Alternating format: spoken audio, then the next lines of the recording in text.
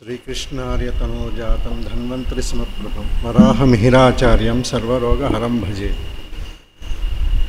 నాకు ఇచ్చిన టాపిక్ బుజ్జిగారు నేను. మాస్టర్ గారు కానీ, ఈకే గారు కానీ, మాస్టర్ గారు కానీ, బుజ్జిగారు కానీ, అది మనం అందరం ఏమనుకుంటామంటే వాళ్ళకి ఫిజికల్గా దగ్గరయ్యే కొద్దీ బుజ్జిగారు మాకు చాలా క్లోజ్, నాకు చాలా క్లోజ్ అని ప్రతి ఒక్కరికి అలాగే అనిపిస్తారు. కానీ వాడు ఎవరికి అంత క్లోజ్గా ఉన్నారన్నది అది వారికే తెలుసు, కానీ మనకు తెలియదు అన్నమాట.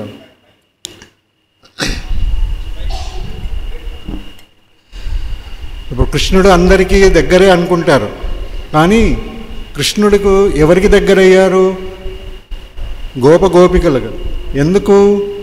ఆయనకి ఏది కావాలో అది దాన్ని కోసం వాళ్ళు బతికారు. ఆయన కృష్ణునికి మనం దగ్గరగా ఉన్నాము అనుకున్న వాళ్ళకి ఆయన దగ్గర కాలేదు. మనకి బుజ్జిగారు అనే ప్రస్తావన వచ్చిందంటే ఫస్ట్ మనకు వచ్చేది ధైర్యం, ఒక దన్ను. అంటే ఆయనకి ఏదన్నా ప్రస్తావించిన తర్వాత మన గుండెల మీద చేయి వేసుకుని హ్యాపీగా మనం నిద్రపోవచ్చు. ఏమంటే మనం బుజ్జిగారికి విన్నవించాము, ఆయన చూస్తామన్నారు అన్న ధైర్యం ఉంటుంది. బుజ్జిగారు అంటేనే ఆ మాటకి పదానికి అర్థము ధైర్యం అన్నమాట. అది ఏ దీంట్లో అయినా సరే, అంటే ఒక జబ్బుని నయం చేసే విధానంలో కానీ, మనకి కలిగిన ఏమన్నా ఆపద కానీ, ఫిజికల్గా కానీ, ఫైనాన్షియల్గా కానీ ఏదొచ్చినా కూడా బుజ్జిగారికి విన్నవించిన తర్వాత, బుజ్జిగారు అంటే మాస్టర్ గారు బుజ్జిగారు వేరని కాదు, ఈ రూపంలో మాస్టర్ గారే బుజ్జిగారి రూపంలో వచ్చారని ఆయనకి ఒకసారి విన్నవించిన తర్వాత మనం ధైర్యంగా ఉండొచ్చు. తర్వాత బుజ్జిగారు అంటేనే హోమియోపతి అంటేనే బుజ్జిగారు. అది ఎందుకని వచ్చింది? మాస్టర్ గారే స్వయంగా స్టేజ్ మీద బుజ్జిని మీకు హోమియోపతికి ప్రజెంట్ చేస్తున్నాను, మీకు ధారపోస్తున్నాను అన్నారు. ఆ మాటకి ఆయన కట్టుబడి నిరంతరము ఆ హోమియోకి వైద్య సేవకి అంకితమైపోయారు. అది ఎంతలా అయిపోయారంటే ఆయన మేల్కొని ఉన్న ఏ స్టేజ్లో ఉన్నా కూడా తన ఆ వైద్య వృత్తిని ఎవరికైనా అవసరమైనప్పుడు మందు చెప్పేదానికి ఎప్పుడూ జంకేవారు కాదు. ఆఖరికి నేను వినింది, ఆయన పెళ్లిపీటల మీద కూర్చున్నప్పుడు కూడా ఎవరికో బాగాలేదని వస్తే ఆ పెళ్లిపీటల మీద కూర్చొని కూడా మందు రాసిచ్చారనమాట. అదే కాకుండా ఒకసారి బుజ్జిగారు తాయారు వదిన బండిలో వెళ్తూ ఉంటే చిన్నముషిడివాడకి, అప్పటికి ఆయన డిస్పెన్సరీకి ఆయన చిన్నముషిడివాడలో ఉండేవారు, 21 కిలోమీటర్స్ పైన స్కూటర్లో వెళ్తూ ఉంటే యాక్సిడెంట్ అయి కింద పడిపోయారు. దీంతో దెబ్బలతో ఆయన వచ్చేసి డిస్పెన్సరీలో పడుకొని ఉన్నారు.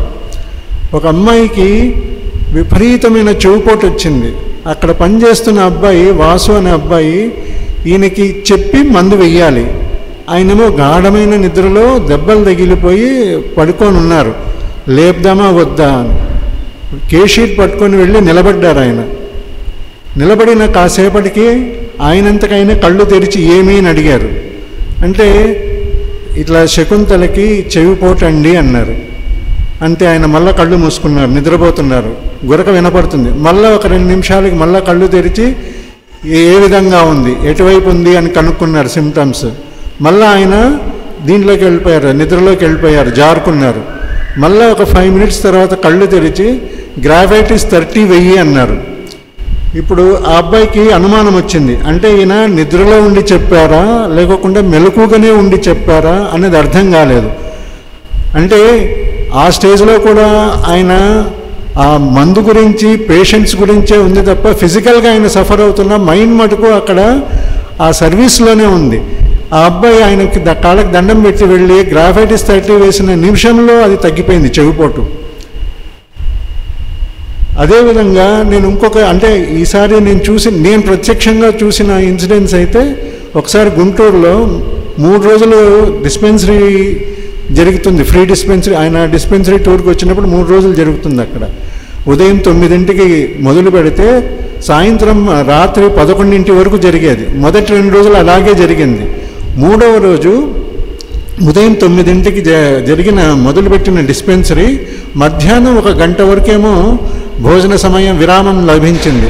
ఆ తర్వాత వచ్చి కూర్చున్న ఆయన మాకు డిస్పెన్సరీ అయ్యేసరికి తెల్లవారుజాము 4 అయింది.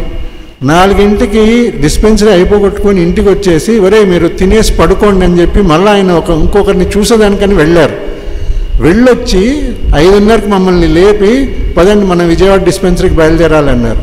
మేమందరం రెడీ అయ్యి కారులో కూర్చున్న తర్వాత ఆయన పక్కన ఇంకో ఆయన కూర్చొని ఆయన బాధ ఆయన చెప్పుకుంటూ ఉన్నారు. ఈయనేమో గురక వినపడుతుంది కానీ మధ్య మధ్యలో లేచి ఆయనకు సమాధానం చెప్తున్నారు.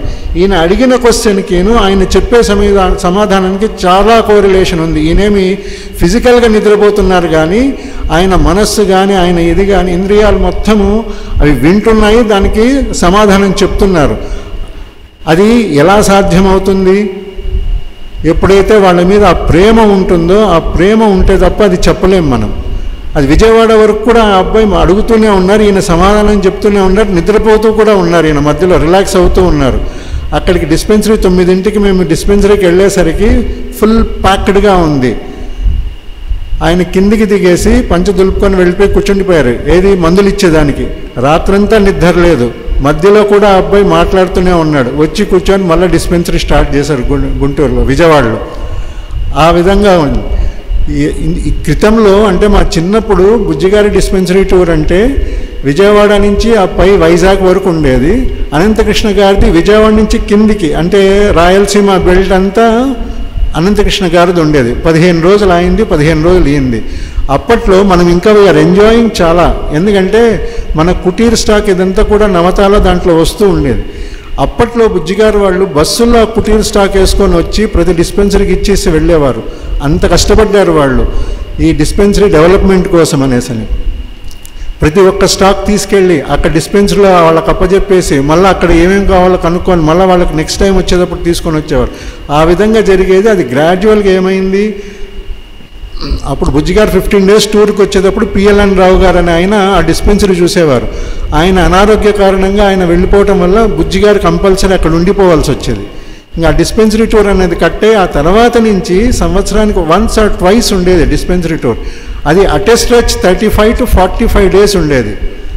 అది బుజ్జిగారు కానీ అనంతకృష్ణ గారు కానీ లేదా శ్రీనివాస్ గారు కానీ వచ్చేవారు అనమాట. అంటే ఒకసారి మొదలు పెడితే 45 డేస్ కంటిన్యూస్గా అటెస్ట్రెచ్ అన్ని డిస్పెన్సరీస్ కవర్ చేసుకుంటూ వెళ్ళేవారు.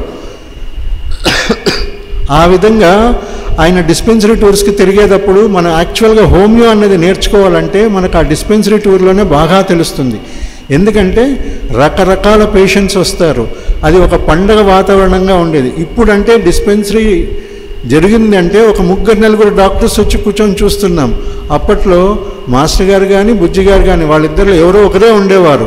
ప్రతి పేషెంట్ని అంటే ఆల్మోస్ట్ 150 to 175 పేషెంట్స్ని వాళ్ళు చూసేవాళ్ళు ప్రతి డిస్పెన్సరీలోనూ. ఎక్కడ అలుపు అన్నది ఎరగరు వాళ్ళు.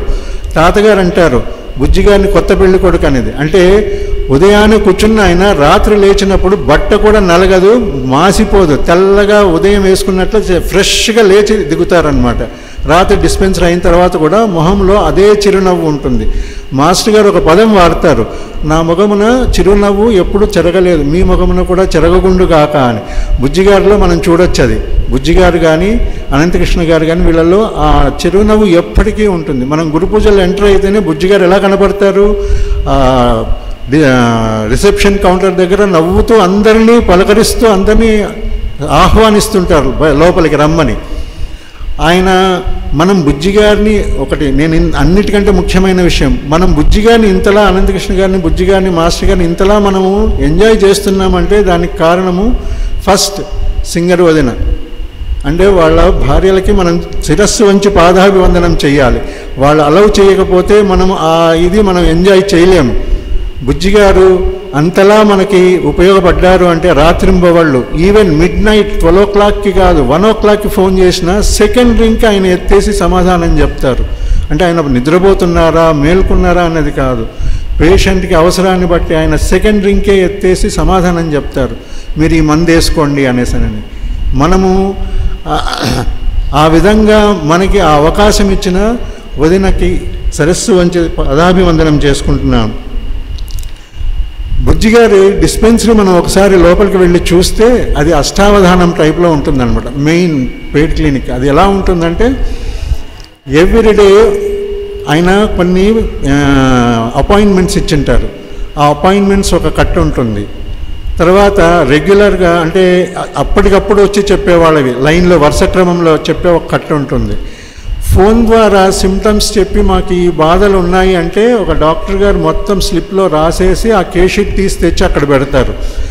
ఇంకో కేసు వచ్చేసి పోస్ట్ ద్వారా మాకు ఈ లక్షణాలకి మందులు కావాలండి అని చెప్పిన పోస్టల్వి ఒక కట్ట ఉంటుంది.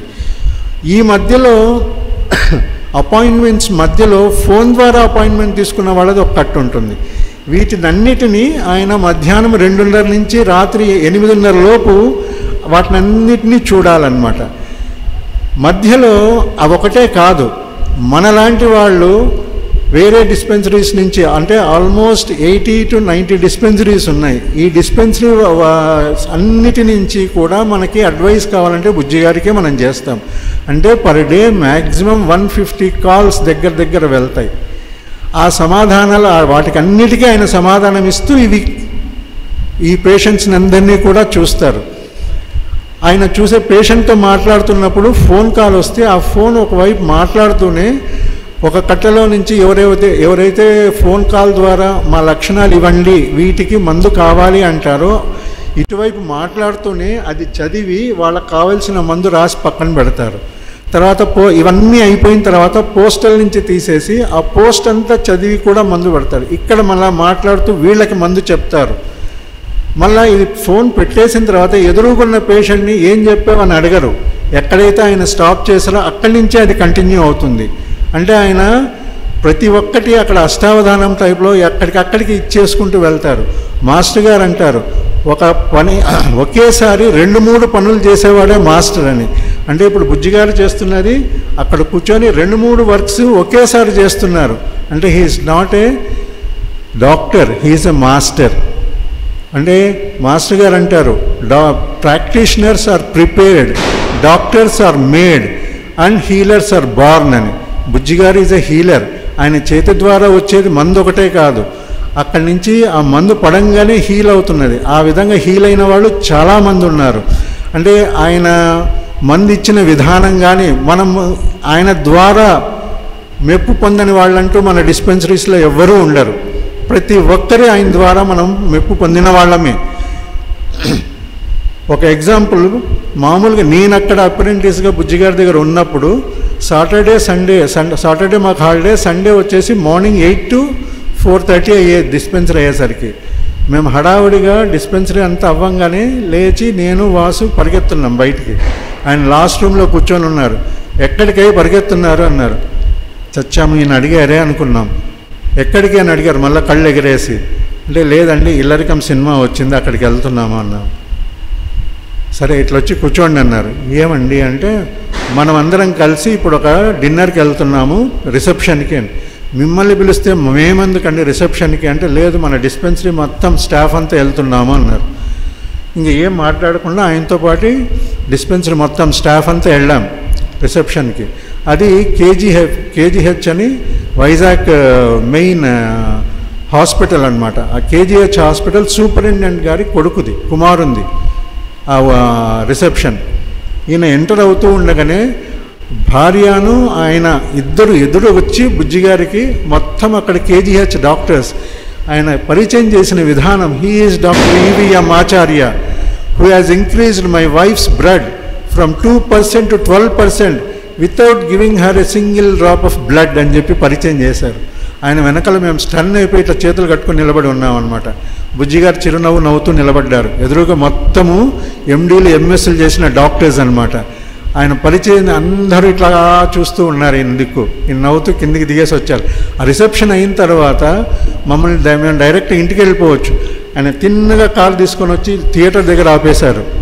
ఏంటండి అంటే వెళ్ళి టికెట్లు తీసుకోండి నేను వస్తాను సినిమాకి అన్నారు ఆయన. ఆయన మమ్మల్ని అటు పంపించలేదు, సినిమాకి తీసుకెళ్ళి ఆ సినిమాలో ఆయనతో ఎంత ఎంజాయ్ చేశాము అంటే మన యొక్క సంతోషం కూడా ఆయన సంతోషంగా తీసుకొని ఆయన సంతోషం పొందేవారు. యాక్చువల్గా ఆయన అలసిపోయి ఉన్నారు, ఆయన ఇంటికి వెళ్ళిపోయి పడుకోవచ్చు ఆయన. కానీ ఆయన మాతో పాటు వచ్చి ఇల్లరికం సినిమా చూసి మళ్ళీ డిస్పెన్సరీలోనే పడుకొని నెక్స్ట్ డే మార్నింగ్ నుంచి మళ్ళీ ఆయన డిస్పెన్సరీ చూశారు. అంత ప్రేమమయుడు ఆయన, ప్రేమ ముద్ద అనమాట ఆయన.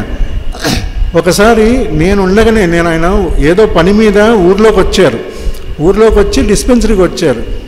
వచ్చి రాగానే ఒక ఆవిడ వాళ్ళ మరిదిని ఆటోలో తీసుకొని వచ్చింది. సొమ్మసిల్లి ఇట్లా పడిపోతున్నాడు ఆయన. ఏమైంది అనేసి ఆయన అక్కడే బయట ఉన్నారు. అంటే ఇట్లా మోషన్స్ అవుతున్నాయండి, మందు తీసుకుందామని ఇలా వచ్చామంటే, అయ్యో ఇప్పుడు మందు కాదు ఇంపార్టెంట్, వెంటనే సెలైన్ పెట్టాలి, హాస్పిటల్ తీసుకెళ్ళండి అంటే, మా వారు కూడా లేరండి, నేనే తీసుకెళ్ళాలి అంటే, ఆయన వెంటనే పర్స్ ఇట్లా ఓపెన్ చేసేసి డబ్బులు ఇట్లా తీసి ఇచ్చేసి వెంటనే హాస్పిటల్కి వెళ్ళండి, తర్వాత చూద్దాం అని ఇచ్చి పంపించారండి. నేను ప్రత్యక్షంగానే ఉన్నాను. ఎవరు అయినా డాక్టరు మీరు వెళ్ళి సెలైన్ పెట్టించుకొని రండి అని అంటారు, కానీ ఆయన పర్స్ నుంచి తీసి డబ్బులు ఇచ్చేసి పేషెంట్ని హాస్పిటల్ పంపించారు వెంటనే అక్కడి నుంచి. నెక్స్ట్ డే మార్నింగ్ ఆ పేషెంట్ వచ్చి చాలా థ్యాంక్స్ అండి డాక్టర్ గారు, రక్షించారు అనేసి అని దండం పెట్టారనమాట. ఆయన కిందున్న మనుషుల్ని కూడా ఆయన ఎంత దీనిగా చూసేవారంటే, రమణమూర్తి అని ఆయన దగ్గర పనిచేసే అబ్బాయి హెల్త్ బాగాలేక 2 months రాలేదు. రాబోయి రమణమూర్తిని చూసొద్దామని వెళ్ళిన తర్వాత ఆ అబ్బాయితో అన్నీ మాట్లాడి మందు రాసి పర్స్ తీసి డబ్బులు ఇంత కట్ట తీసి ఇచ్చేసి, ఇది ఈ నెలకు ఉంచాయి అని చెప్పి వచ్చేసారు. ఈయన డబ్బులు ఇవ్వాల్సిన అవసరం లేదు, కానీ ఆయన అక్కడ చూసి వాళ్ళకి మందు ఇవ్వడమే కాకుండా ఆ అడ్వైస్ కూడా ఇచ్చేసి డబ్బులు ఇచ్చి వచ్చారు. అదేవిధంగా ఆ అబ్బాయి ఒకసారి ఈయన డిస్పెన్సరీ చూసి జస్ట్ ఇంటికి వెళ్ళాడు. ఇంటికి వెళ్ళిన వెంటనే ఫోన్ వచ్చింది. ఏమని, ఈ అబ్బాయి బండిలో వెళ్తూ ఉంటే వేరే వాళ్ళు యాక్సిడెంట్ అయిపోయి హెడ్ చీలిపోయి రక్తం వచ్చి హాస్పిటల్లో జాయిన్ అయి ఉన్నాడు. వెంటనే ఆయన వాసుకు ఫోన్ చేసి, వాసు నీ ఈ మందులన్నీ కట్టుకొని వచ్చేసాయి, మన వాళ్ళందరికీ తెలియజేయి అక్కడికి రమ్మని. అంటే బ్లడ్ అవసరం అవుతుంది, ఎవరి బ్లడ్ ఇదవుతుందో చూద్దామనేసి ఆయన ఫోన్ చేసి ఆయన వెంటనే భోజనం చేయకుండా హాస్పిటల్కి వచ్చేసారు. వీళ్ళందరూ 20 మంది అక్కడికి వెళ్ళారు. వెళ్ళంగానే అక్కడికి వచ్చిన డాక్టర్ గారు చూసి, ఎవరండి ఇది ఇంత కట్టాలి అమౌంట్, ఎవరు చూసుకుంటారు ఈ అబ్బాయిని అని అనగానే, నేనున్నాను అన్నారు నిలబడి వెనకల. వెనక్కి తిరిగి డాక్టర్ గారు, ఓ ఆచార్య గారు మీరా, అయితే ఏం పర్లేదు అని చెప్పి వెళ్ళి సర్జరీ చేసి బయటకు వచ్చి, డాక్టర్ గారు నేను చేయాల్సిందంతా చేశాను, మీ మందులు మీరు వేసుకోండి అంటే, ఈయన గురించి ఆయనకు బాగా తెలుసు. మీ మందులు మీరు వేసేయండి, మా దీని ప్రకారంగా అయితే ఒక 3 days వరకు ఆయన లేచినా గుర్తుపట్టలేరు, ఆయన కోలుకునేదానికి 15 to 20 days పడుతుందన్నారు. బుజ్జిగారు అలాగేనండి అని వెళ్ళి మందు వేసేసి తర్వాత ఇంటికి వెళ్ళారు. నెక్స్ట్ డే మార్నింగ్ వాళ్ళ సిస్టర్ వెళ్ళంగానే కళ్ళు తెరిచాడు. ఏం రాజేశ్వరి బాగున్నావా అని పలకరించారు. ఇదొకటే కేసు కాదు, అలా చాలా కేసెస్ ఉన్నాయండి ఆయన చేతిలో తగ్గిన కేసెస్. అక్కడ పనిచేస్తున్న ఆయన త్రినాథ్ గారు అనేసి అని ఉన్నారు, వాళ్ళ బ్రదర్ది యాక్సిడెంట్ అనమాట, జంక్షన్లో అయింది.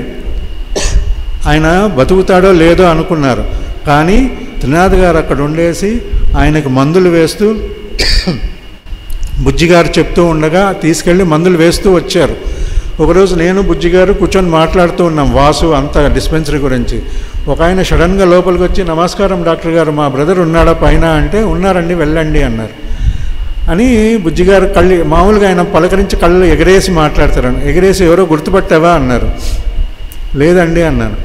ఆయన పక్కపక్క నవ్వేసి, ఆయనే త్రినాథ్ గారి బ్రదరు యాక్సిడెంట్ అయ్యి ఇదయ్యారు కదా. అవునా, అదేంటండి అంతలా ఇదైపోయారు, అంత ఫాస్ట్ కోలుకున్నారు అంటే బుజ్జిగారు పక్కపక్క నవ్వేశారనమాట. ఆయన ప్రేమ ఎంతలా ఉంటుందంటే, నేను అక్కడ పనిచేస్తున్నప్పుడు ఉన్నట్టుండి ఒకసారి సడన్గా కిందికి దిగేశారు సూట్ కేసు పట్టుకొని. ఏమండి సూట్ కేసు పట్టుకున్నారు, ఊరు వెళ్తున్నారంటే, అవునై ఈరోజు వాసు పెళ్లి చూపులు కదా అన్నారు. వాసు పెళ్లి చూపులకి మీరు అంటే, అవునై మన వాసు కదా, పెళ్లి చూపులకి మనం వెళ్ళకపోతే ఎలాగా, మీరంతా ఉన్నారు కదా డిస్పెన్సరీ చూసేదానికి, మీరు చూడండి నేను వెళ్తున్నానని చెప్పి బాయ్ చెప్పేసి ఆయన వెళ్ళిపోయారు. బుజ్జిగారు పెట్టతో ఉదయాన్ని నెక్స్ట్ డే మార్నింగ్ సత్తెనపల్లిలో దిగంగానే పుణ్యశాస్త్రి గారు చూసేసి, ఒరే పెళ్లి చూపులకి నువ్వు రావడం ఏంట్రా అనేసి అని పుణ్యశాస్త్రి గారు కూడా ఆయన ఇదైపోయారండి. వాసు పెళ్లి చూపులకి వెళ్ళి ఆయన కూర్చొని మాట్లాడి అన్ని పద్ధతులు కానీ అన్ని సాంగ్యాలు అన్నీ మాట్లాడుకొని వచ్చారండి. ఎవరండి మాట్లాడతారు, మనము మన తమ్ముడు అనే భావన లేకపోతే ఆయన వస్తారా? దగ్గర కూర్చొని వాసు పెళ్ళి ఆయన సెట్ చేసి వచ్చారు. అంతలా ఆయన ప్రేమ అంటే అంతలా ఉంటుంది ఆయన చూపించడం. అంటే డిస్పెన్సరీ ఉదయం అంటే మధ్యాహ్నం అయింది 2-2:30కు మొదలవుతుంది, అవ్వంగానే 10-10:30 అవుతుంది. 10:30 అవ్వంగానే ఆయన మళ్ళా కారు స్టార్ట్ చేసుకొని జీపు 21 కిలోమీటర్స్ చిన్న ముషడివాడలో ఉండేవారు, అక్కడికి వెళ్ళాలి. ఉదయం నుంచి దగ్గర 100 మంది పేషెంట్స్ పైన చూస్తారు ఆయన. మధ్యాహ్నం నుంచి అలసిపోతారు, కానీ ఆ లోపల ఆయన కాసేపు కూర్చొని కబుర్లు చెప్పుకొని బయటకు వచ్చిన తర్వాత ఒక 10 to 15 మినిట్స్ ఆయనకిను వాసుకు మధ్యలో సంభాషణ జరుగుతుంది. అది ఎంతలా అంటే హాస్యాస్పదంగా జోక్స్ వేసుకుంటారు ఒకరి మీద ఒకరు, చక చాలా దీనిగా పడిపోతాయి అన్నమాట. అక్కడ మనం ఏమనుకుంటామంటే తేలిగ్గా అయిపోయి మేము పైకి వచ్చేస్తామన్నమాట, రిలాక్స్ అయిపోతాం మనం.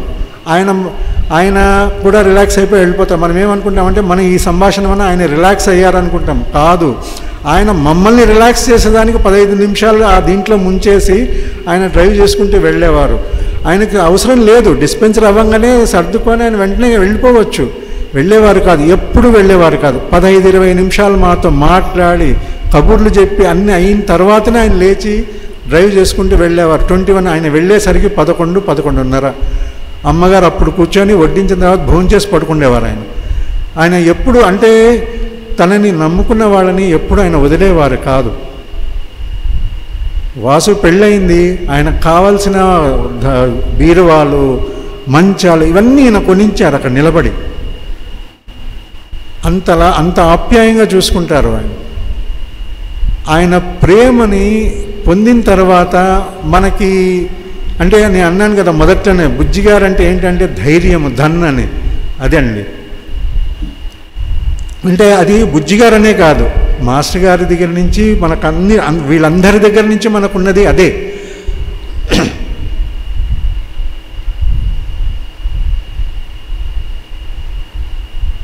ఇప్పుడు ఇంతమందికి ట్రీట్మెంట్ ఇస్తున్నారు కదా, మీరు భలే వేశారండి మందు అని మనం ఏమన్నా అంటే ఆయన వెంటనే క్రెడిట్ ఆయన తీసుకోరు. ఆయన చెప్పేది ఏంటంటే మాస్టర్ గారు మనకి ఇది నేర్పించారు, ఇది ఇచ్చారు కాబట్టి సరిపోయింది, మనం ఇలా ఇవ్వగలిగాం అంటే ఆ క్రెడిట్ అంతా మాస్టర్ గారికి ఇచ్చేవారు తప్ప నేను ఆ టైంలో ఇలా స్ఫురించింది నేను వేసానని ఎప్పుడు ఆయన చెప్పింది లేదు. ఆ క్రెడిట్ అంతా మాస్టర్ గారికి ఆయన ఇచ్చేసేవారు. అంటే హీఈస్ ఎ ట్రూ డిసైపుల్ అనేది మనకు అర్థమవుతుంది అక్కడ. ఆయనకి అంటే నేను అక్కడ ఉన్నప్పుడు కూడా మాటల్లో వస్తూ ఉండేది అప్పుడప్పుడు. అంటే ఒక హోమియో డిస్పెన్సరీ, అంటే డిస్పెన్సరీ కాదు, హోమియో కాలేజ్ అన్నది నెలకొల్పి ఇట్లా మనం నడిపితే ఎలా ఉంటుంది అనేసి ఆయనకు చాలా దీనిగా కోరికగా ఉండింది. కానీ ఆయన ఆ కోరికను పక్కన పెట్టేశారు. ఎందుకంటే ఆ కాలేజ్ వల్ల వచ్చే కష్టాలు చాలా ఉన్నాయి. అంటే అది గవర్నమెంట్ హ్యాండ్ ఓవర్లో ఉంటుంది, మనం చాలా ఫేస్ చేయాల్సి వస్తుంది, స్టాఫ్ కావాలి, ఇదంతా చాలా ఇది ఉంటుంది అనేసి అని మా విధంగా వచ్చే డాక్టర్స్ అందరికీ ట్రైనింగ్ ఇచ్చి తల ఒక దిక్కు ఇచ్చేసి మాస్టర్ గారి యొక్క ప్లాన్ని ఇంప్లిమెంట్ చేయాలనేసి అనేది ఎంతో అక్కడ తన దగ్గరికి వచ్చిన ప్రతి డాక్టర్కి ఆయన ఎక్కడ తన నాలెడ్జ్ని మూసుకొని కూర్చోలేదు. ఎవరికి ఏది కావాలో అది ఓపెన్ చేసి ప్రతి ఒక్కరికి నేర్పించారు. ప్రతి ఒక్కరికి ఆయన అక్కడ డిస్పెన్సరీలో ఉన్న వాళ్ళకి నేర్పించడమే కాకుండా మధ్య మధ్యలో ఈ హాలిడేస్ వచ్చినప్పుడు ఒక 40 days 2 months అట్లా క్లాసెస్ చెప్పేవారు. ఆ క్లాసెస్ అప్పుడు కూడా ఆయన సొంత డిస్పెన్సరీ వేరే వాళ్ళకి అప్పచెప్పేసి వచ్చి కూర్చుండేవాళ్ళు. ఆయనకేం అది అవసరం లేదు, కానీ మాస్టర్ గారి వర్క్ని ముందుకు సాగతీసుకొని వెళ్ళేదానికి అనేసి ఆయన వచ్చి క్లాసెస్ అని, క్లాసెస్ ఫర్ ది బిగినర్స్ అని, classes for advanced classes for the dispensary workers అని ఆయన ఆ హోమియోపతిని ముందుకు తీసుకుంటూ వెళ్ళారు. అది ఈ మాటని మన సీతారామయ్య గురువు గారు అన్నారనమాట. హోమియోపతి బుజ్జిని బతికిస్తే బుజ్జి హోమియోపతిని బతికించారా అని. అది ఇక్కడ నిజమవుతుంది మనకి. ఎందుకంటే ఆయన ఎక్కడ తన ఎక్స్పీరియన్సెస్ కానీ, కేసెస్ కానీ, ఒక డ్రగ్ ఎక్స్ప్లెనేషన్ కానీ ఎక్కడ ఆయన దాచుకోలేదు. ఎవరికి ఎప్పుడు ఏది కావాలన్నా అది అందజేస్తూ ఉండేవారు. ఆయన టీచింగ్ కూడా అని ఈ డ్రగ్ ఎలా వేశారు మీరు అని చెప్తే ఆయన వెంటనే ఇలా దీనివల్ల నేను వేసాను మందు అని చెప్పేవారు కాదు. ఆ డ్రగ్ చదువుకొని రా అనేవారు. చదువు, కేషిట్ చదువు, డ్రగ్ ఎందుకు వేసానో చదువు, ఆ డ్రగ్ కూడా చదువు అని. అది చదివి మనం వెళ్ళి దీనివల్ల వేశారా అంటే దాంతోపాటు ఆయన 2-3 కేసెస్ అక్కడ చెప్పేవారు. ఆ విధంగా ఆయన నేర్పించి అది మనకు మనసులో హత్తుకునేలా ఉండేదన్నమాట. ఆయన చెప్పే ఏ కేసు అయినా కూడా.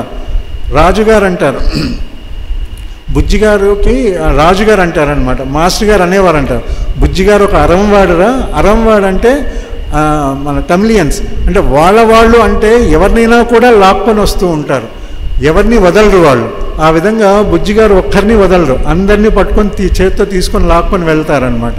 ఇప్పుడు ఆయనతో పాటు ఇంతకు మునుపు వైజాగ్ నుంచి గుంటూరు గురు పూజలకు రావాలంటే ఒక ట్రైన్లో ఒక బోగి మొత్తము దగ్గర 80 మంది నుంచి ఒక 100 మంది ఎక్కేసేవాళ్ళం అనమాట.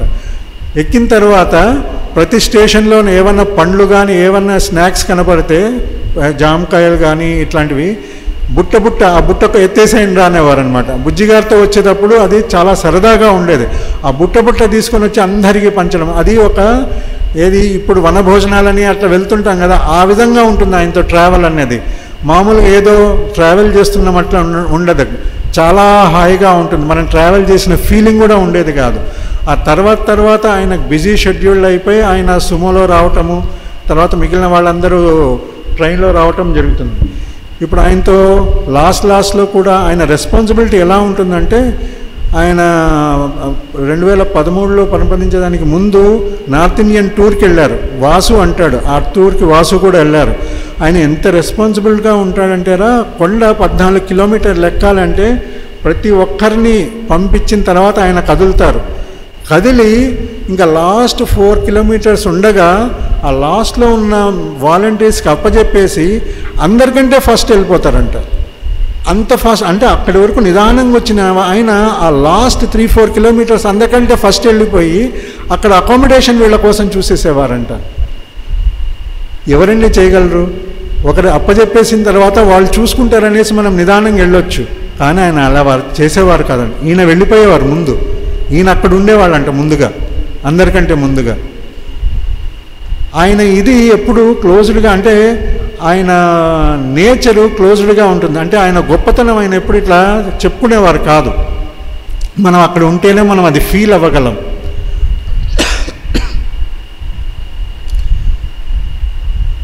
గురు పూజల్లో మన అందరము చూసే ఉంటాము. ఫస్ట్ డే నుంచే రాత్రి అయ్యేసరికి ఒక్కొక్కళ్ళు వచ్చేసి మందు అడుగుతూ ఉంటారు. ఫస్ట్ డే మటుకు అది 9 నుంచి 11 లోపల అయిపోతుంది. సెకండ్ డే 9 నుంచి 12:30 వరకు సాగుతుంది ఏది మందులు ఇవ్వటం. థర్డ్ డే మీకు 6 నుంచే మొదలవుతుంది, రాత్రి 12:30 వరకు. ఆయనకి నిద్ర వస్తూ ఉంటే కూర్చొని మందులు ఇవ్వడం కాదు, నిలబడి మందులు ఇస్తూ ఉంటారు మాట్లాడుతూ. ఆ స్ట్రెయిన్ అంతా ఓర్చుకొని మళ్ళీ 14వ తేదీ అక్కడికి వచ్చి కూర్చొని ఆ రోజు నిలబడి ఉన్న వాళ్ళందరికీ మందులు ఇచ్చిన తర్వాత ఆ నెక్స్ట్ డే మధ్యాహ్నంగా నారాయణ గారు వాళ్ళ ఇంట్లో టిఫిన్ చేసేసి బయలుదేరేవారు. అవునండి. అంటే ఆయన ఎక్కడ ఎవరికి మందులు కావాలన్నా ఆయన ఏ స్టేజ్లో ఉన్నా కూడా ఆయన మందులు ఇచ్చేదానికి రెడీగా ఉండేవారు. అంత 12:30 వరకు మందులు ఇచ్చి ఇట్లా నైట్ వాచింగ్ బ్యాచ్ అనేది మేము ఉండేవాళ్ళం. ఆయన వెళ్ళిపోయి డైరెక్ట్గా పడుకునేవారు కాదు, ఇక్కడికి వచ్చి కూర్చొని మమ్మల్ని అందరినీ ఉత్తేజపరిచి ఒక 1/2 అవర్ to 1 అవర్ మాతో కబుర్లు చెప్పి నవ్వించి ఉత్తేజపరిచి అప్పుడు వెళ్ళి పడుకొని మళ్ళీ 3 మళ్ళీ వచ్చేసేవారు స్టేజ్ దగ్గరికి ధనుర్మాస పారాయణం కోసం అనేసి. ఆయన ఎప్పుడు పడుకుంటున్నారండి?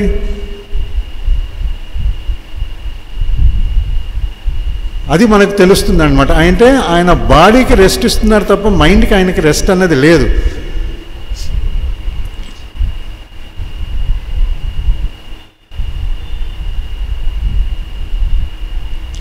ఆయన ఇవన్నీ చేస్తూ కూడా ఇంట్లో చాలా రెస్పాన్సిబుల్గా ఉండేవారు. అంటే నాకు మొన్న తెలిసిందనమాట. అంటే గ్యాస్ సిలిండర్ ఎప్పుడు అయిపోయేది, ఏ టైంలో తెచ్చి పెట్టాలి, నెక్స్ట్ గ్యాస్ సిలిండర్ ఎప్పుడు రావాలి, ఇవన్నీ కూడా ఆయన దగ్గర ఉండేది. మార్కెట్కి వెళ్తే బియ్యం బాగున్నాయంటే మనం తీసుకొని ఇంటికి రావడం కాదు, తనకు తెలిసిన వాళ్ళకు కూడా పలానా చోట బియ్యం బాగున్నాయో అనేసి అని చెప్పేవాళ్ళు చిన్నముషిడివాడలో.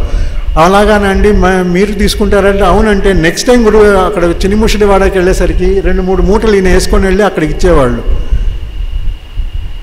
ఆయన తీసుకొని వెళ్ళాల్సిన అవసరం లేదు, అక్కడ ఉంది, మీరు వెళ్ళి తీసుకొని రావచ్చు అనొచ్చు. నేను తీసుకొని వస్తాను, మీరు పర్లేదని చెప్పి ఈయన వేసుకొని వెళ్తున్న దావలో అది వేసుకొని వెళ్ళి చిన్నముషిడివాడ వాళ్ళకి అందజేసేవారు.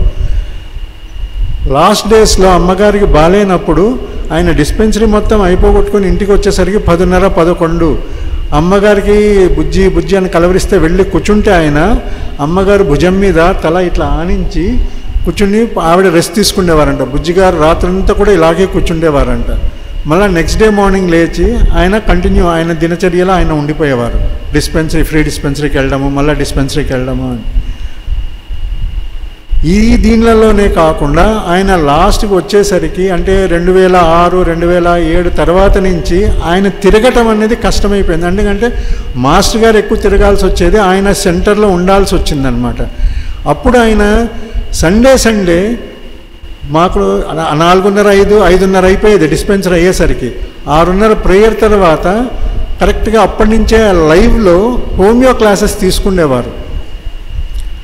ప్రతి ఒక్కటి చదివి ఎక్స్ప్లెనేషన్, అఫారిజం, తర్వాత Kent's materia medica, Clarke materia medica, Farrington's clinical materia medica, ఇట్లా అన్ని 1 to 1.5 hour క్లాస్ అంటే చదువుకుంటూ వచ్చి అందరికీ చెప్పిన తర్వాత అప్పుడు బయలుదేరి ఇంటికి వెళ్ళేవారు.